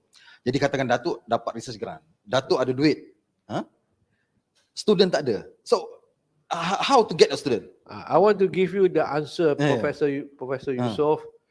I tell you, you have to accept the fact as the time move on, student ni dia orang tak suka sangat permanent employment, you know. The modern young people ni tak suka sangat permanent employment. Dia orang suka kerja sendiri, you know. Dia orang suka. You might understand, some of you have children kan. Mungkin I dengar pada orang cakap lah. I pun tak ada anak banyak, so nak story pun susah juga. Ada orang cakap kan, ada one of this Kazanah punya senior VP was telling dia anak dia graduate from good university but tak mau work in a permanent employment. Dia buat small syarikat, nak buat dia own software kan, so dia more on their own employment, you know. The trend of the young people is like that. Dia tak mau kerja macam kita suka kerja masuk universiti, kerja academic staff. Dia kurang minat. They want to venture their own. So the student number is dropping globally. Kan? Kita have to accept the fact. Kalau student number is dropping gradually, undergraduate number will also drop gradually. When these two things happen, our job will be at stake. Nobody to teach. Buat apa je nak employer, the government kata, buat apa kau nak employ Dr. Noidaya ni? Tak ada student. Betul cakap kau. I'm telling you, this thing will come. It has happened in America, it has happened in Europe, it has happened in Britain. They closed down department, they closed down the university. But student number is dropping actually. So you cannot arrest this problem. But you must change from a teaching university to a research institute. So as a clever person like Professor Yusof ni, you have to constantly reinvent yourself, constantly re-engineer yourself, reinvent yourself. I have done that, Professor Yusof. I got a slot for academic staff banyak. I turned down. I nak staff, I just write to BSF, I want 3 post. Dia akan baginya. I can take. So I made, I think 5 people. Now I focus more on foreign. Because foreign staff ni senang. Dia ada untung take foreign staff ni. I will tell you why it's very useful foreign staff ni.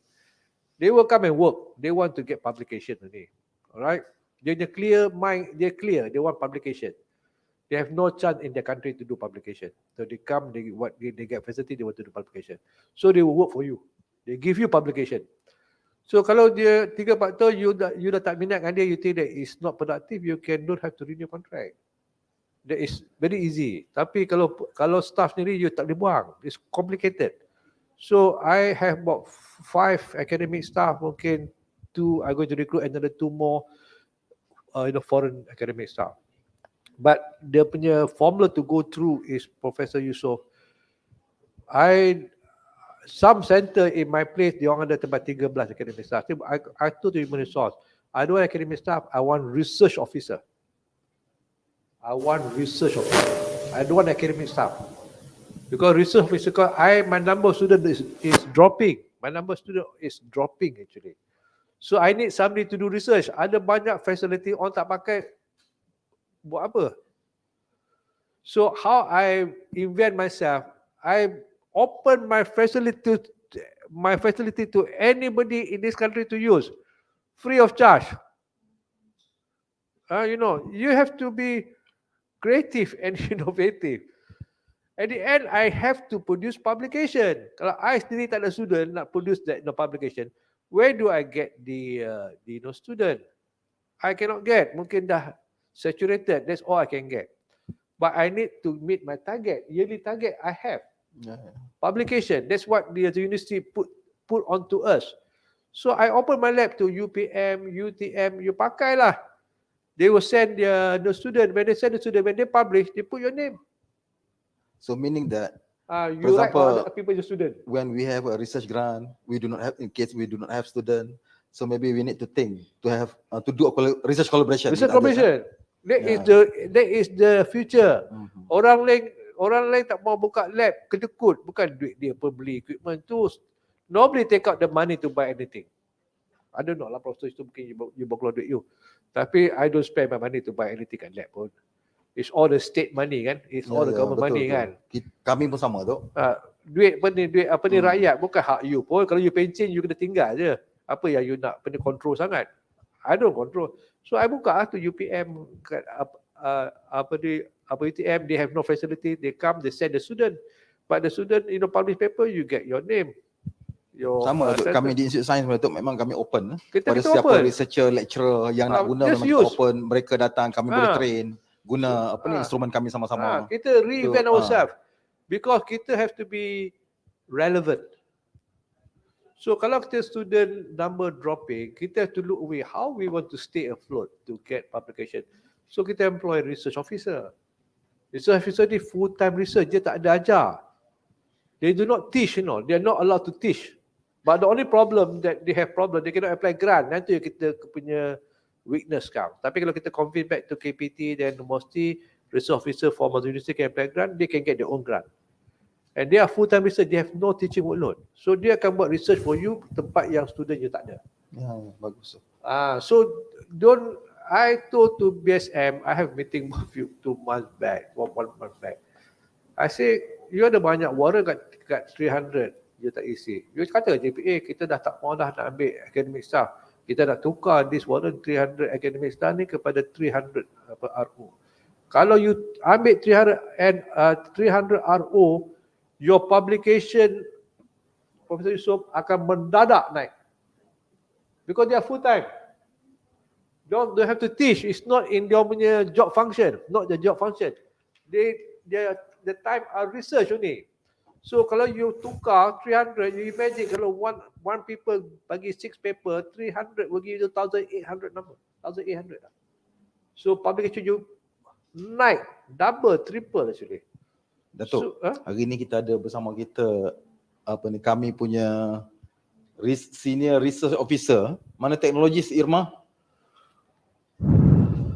Ya, Puan Irma, teknologis Irma. Boleh tolong share your experience as senior research officer. Ni Datuk puji ni, dia kata kita kena ramaikan research officer ni. Yes. Yeah. Please, technologist Irma. Anything you want to share or to ask a question to Datuk, please? Using microphone, please. Kuatkan lagi. Oh, you pandai penyanyi ya. Okay. Kami ada 2 orang. Seorang senior research officer, another one is assistant research officer. Professor, I just want me to share the experience, right? Experience kan, Prof? Datuk, kita perlu ada ramai research officer. Ya, for time being ni bilangan RO di UiTM yang setakat ni yang saya tahu dalam 12 lah. So untuk satu PTJ tu, especially COE, Center of Excellence, ada seorang RO.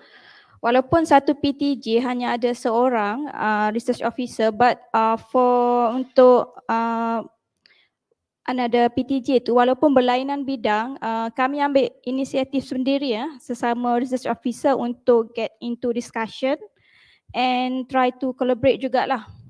So kita ada prinsip sendiri dalam skim pegawai penyelidik ni, kita tak boleh bekerja seorang, kita kena collaborate juga. Ada dengan sesama research officer or dengan lecturer lah. So alhamdulillah lah saya di lab Prof Husub ni, saya ada banyak menerima tunjuk ajar daripada penyelidik senior macam Prof Husub dengan PM Dr. Zuraida dan juga researcher lain lah seperti Dr. Asnida, Dr. Fidahul Malik, Dr. Husairi. Yang tu memang well known lah, memang research memang mantap lah. So yang saya boleh highlight adalah walaupun saya bukan akademik tapi dia punya pathway untuk dapat output macam equal to akademik tu memang ada peluang sebenarnya. So macam Prof cakap, walaupun RO tidak terlibat dalam sesi pengajaran, tapi kita tak bolehlah macam RO tak bolehlah spend masa hanya untuk research je. Kadang-kadang masa yang terluang tu kita kena spend bersama dengan akademik untuk sesi discussion, untuk dapat new knowledge, okay, especially untuk develop new method lah. So that's my point lah, Prof. Thank you. Okay, mungkin saya nak kongsi sikit Puan. Puan nama apa? Irma, Prof. Numa. Irma. Mana saya punya ni Dr. Faizal? Nah, sila tahun depan Dr. Faizal, ni saya punya resource officer ni. I nak resource officer saya bagi some comment sikit. Dr. Faizal.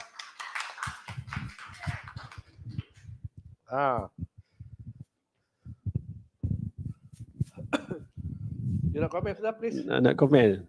Komen. What is your role? Peranan research officer dekat saya bagi pengalaman saya dekat Photonic Research Center. Actually Kita ada 4 kan? kita ada 4 research officer dan semuanya ada PhD. Dan apa yang kita terapkan dekat kita punya research officer ni, you tak ada beza pun dengan academic staff in terms of you punya status. Cuma role je, job function saja kita ada beza sikit. Kita memang tak involve in teaching, tapi kita involve in supervision. Kita apply grant, kita manage the grant, we get the publication. Memang kalau tanya Prof Haris, dia punya research officer, KPI dia sama je dengan lecturer. Sama je Abu. Tak ada beza. Kalau dia kata every staff kena ada 6 publication, you pun kena ada lah. Tapi of course, macam ada Dr. Hidayah cakap tadi, kita kena ada student kan. So alhamdulillah lah, University of Malaya recently ni dia bagi peluang pada semua research officer untuk supervise student secara formal lah. Kita appointed as a supervisor. Faizal ada 9 student master from 2-6 now. Kita ada collaboration dengan industry. Faizal beside our RO does not do teaching, but I expect my RO to do research and grant management. Faizal jaga external liaison, mean that industry. Dia buat kita buat kat industri. Faizal responsible dengan 2-6 dengan Ipoh.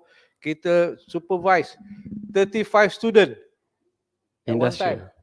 1 year semua dapat master. Because dia ni working in the industry, dia engineer. Alright, they are engineer. Alright, they are all engineer. 35 student. And we got fees, income banyak. Income kita ada from the student, 35 student kita buat en bloc. And banyaklah kita jadi time taken, every day ada meeting dengan student. Kalau dia kerja kat factory. So we have online meeting all the time because now online we can do online. So we supervise them online. Tapi kita supervise them on the job function of what they are doing. They are making product development. So that can be converted into a master thesis. So Faizal himself got 9 student, supervise 9 student. So all my RO got students, semua my RO got 9 student je ni. Kalau macam tu lah tu, lecturer nak kena lebih dari itu lagi sepatutnya kan. Nak kita bagi for I think yang assign the student ni Faizal dia punya kepala. I just want to share with you. Siapa tadi nama tadi? Irma. Irma. Let me tell you about RO. RO punya jawatan macam jawatan akademik. They are personal to holder. They have no ceiling actually. Faizal mungkin dapat 54. So the next one go to VK 7, can go to VK 6, VK 5. There is no ceiling actually. Your warrant is an open warrant actually. You kena faham your warrant. Pergi check kat human resource. Tengok warrant you. Is an open warrant sampai VK 5. So you can go as academic staff, except there's no teaching. So I was telling to Professor Yusof, I have Faizal very useful to me. Dia jaga student, jaga my project dengan industri. So I focus publication. I told to Faizal, kau jagalah admin ni. Because you must understand, kita ada 60 kan pada RO. Sometimes the university abuse the RO bagi administration. Salah. RO ni research officer buat research. It's not should do admin. Admin kita pakai N. Kita pakai N actually. Bukan RO buat admin. Dia ada group of people called N, the penolong, the pendaftar. Itulah kerja dia buat admin, tapi kita abuse berapa orang. Kita duk complain constantly dekat human resource. How many staff? Apa RO? Yang buat admin dekat I think dalam 15, 10 hingga 15 lah. Of course ada research officer dekat center-center, tapi kalau satu orang je most probably tak berapa efektif kan. Kalau kita kena ada pool of people dekat satu-satu research center tu baru efektif.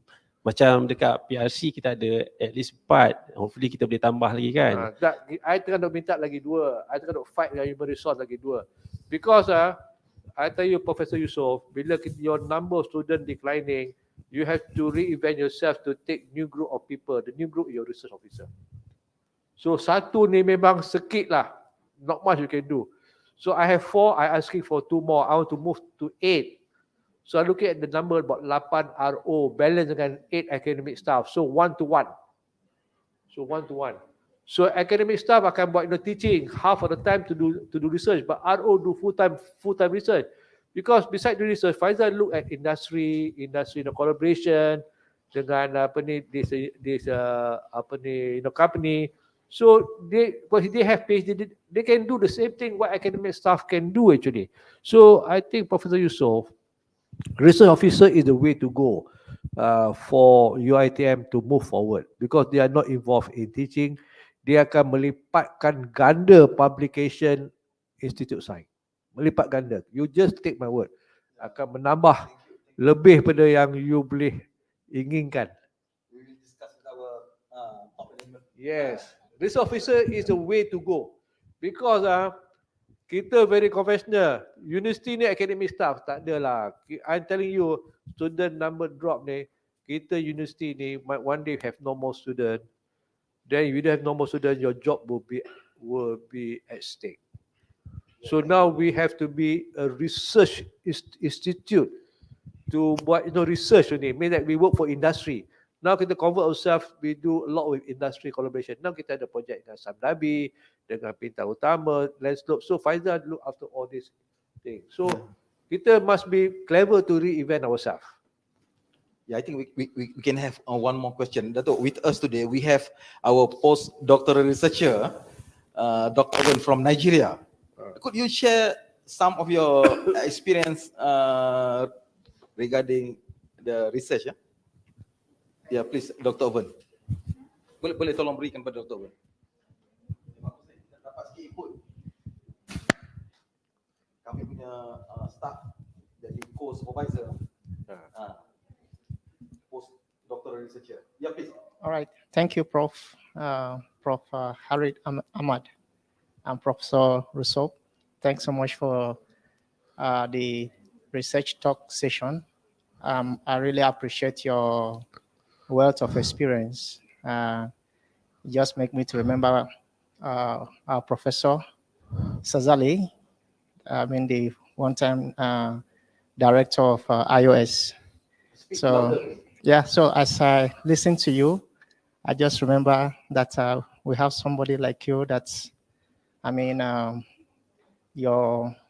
way you talk, the way you interact, and the way you carry every one of us along, because we don't even know that we have spent longer time with you because the session is very interesting and enjoyable. Thanks so much.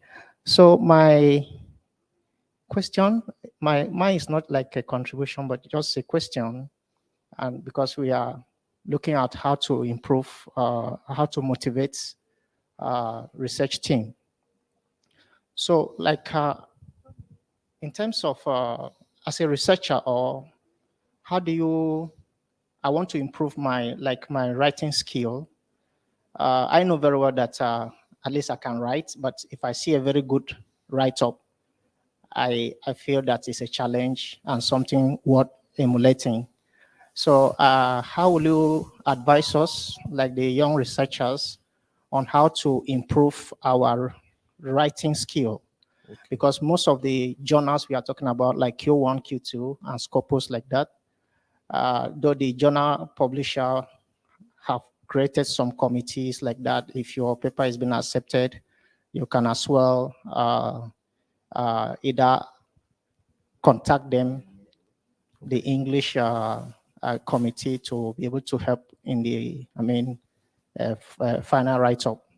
So that's number one. Then number two, again, is that you said something that normally a good researcher may not be a good lecturer.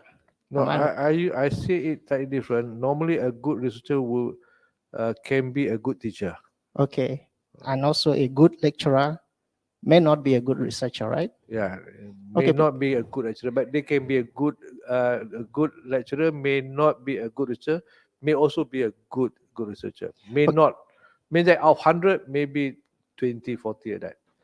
Okay, I would So like the you word to. English word is very important. Okay. Oh, all right. I have a caveat myself. May not. May too is very open. All right.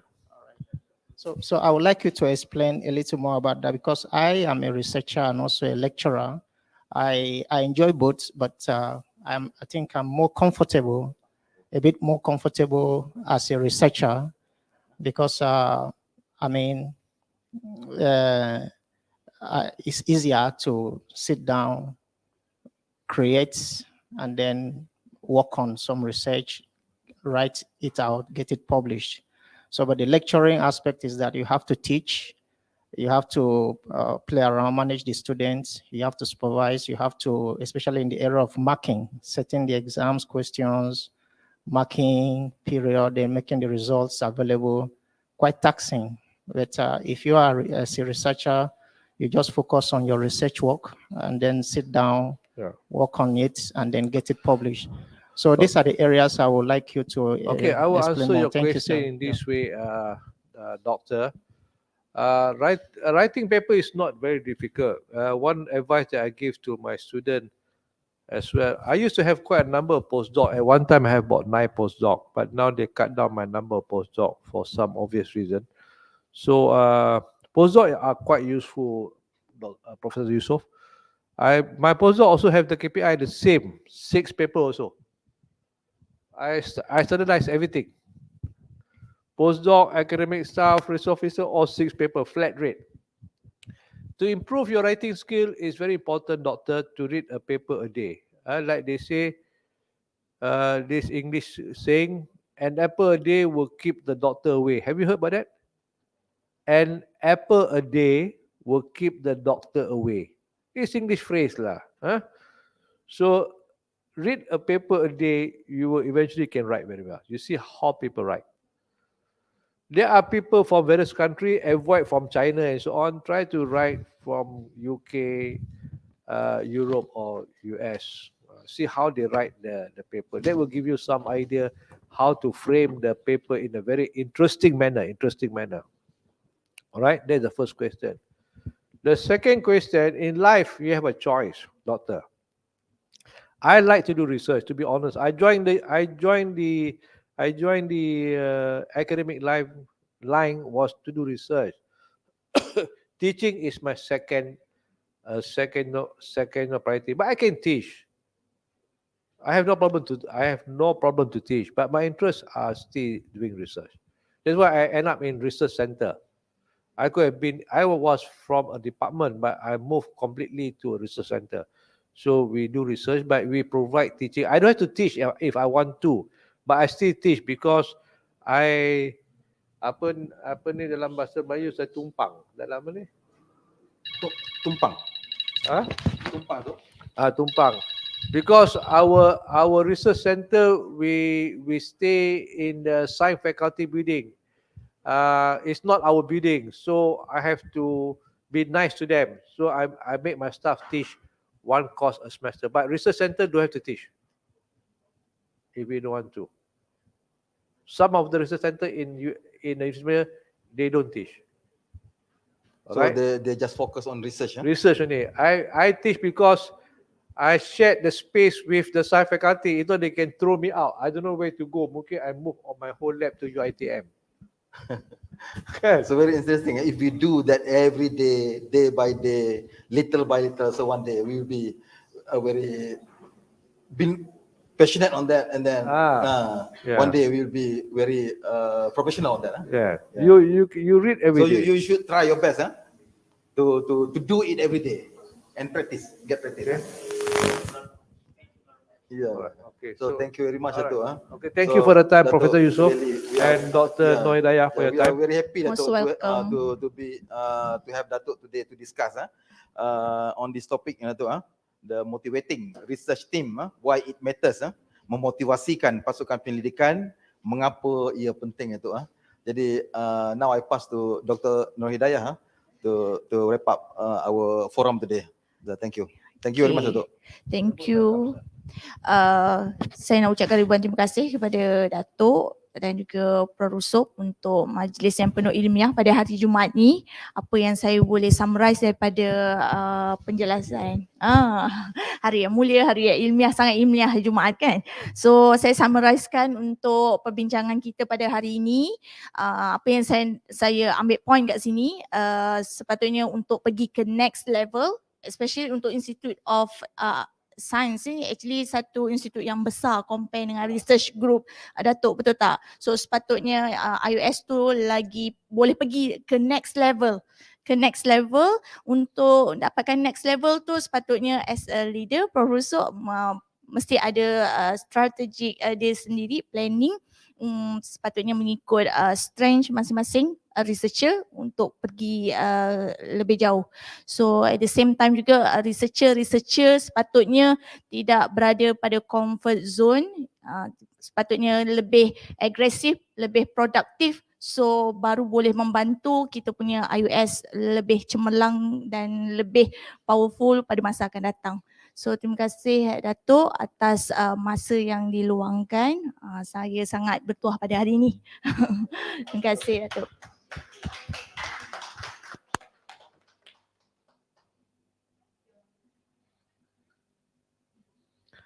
Ladies and gentlemen, we have come to the end of the program. To speaker today, thank you very much for your support in making this event a success. And now we would like to invite Professor Rusop to present a token of appreciation to Dato' Haris. Please welcome.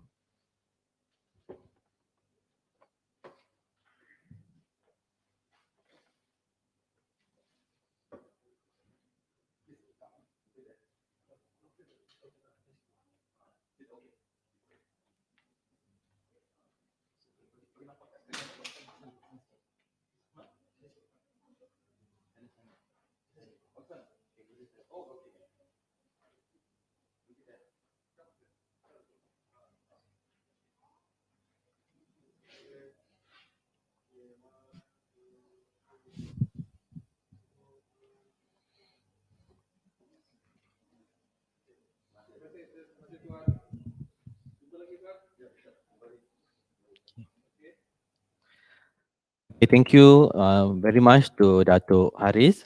So on behalf of the organizing committee, apologies for any inconveniences and hiccup that may have occurred during this seminar. It is hoped that all participants have gained and benefited from the session, and it is hoped that effort like this will lead to greater heights and better networking for a better tomorrow for mankind. On that note, once again, thank you very much and have a pleasant day. Till we meet again, Assalamualaikum warahmatullahi wabarakatuh. Thank you.